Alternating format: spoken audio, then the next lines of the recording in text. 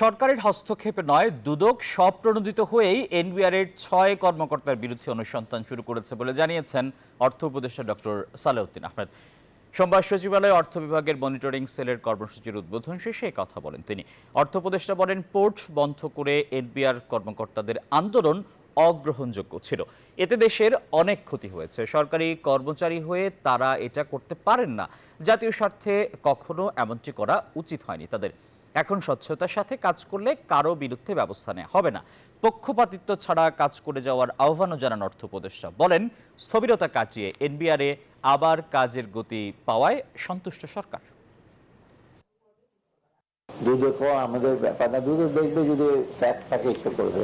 আর এটা ভাবতে পারেন যে এই সময় ওরা শুরু করলো কেন, কিন্তু শুধু এনবিআর না, দুনিয়ার লোকের এসে আমার কাছে ডেইলি লোক আসে, আমার অ্যাকাউন্ট বন্ধ হয়ে গেছে কত কিছু। আজকে আমার কয়েকজন ব্যবসায়ী টেলিফোন করে বলছে অনেক লস হয়ে গেছে। আমি ঠিক আছে, এখন আপনার রিকুপ করে।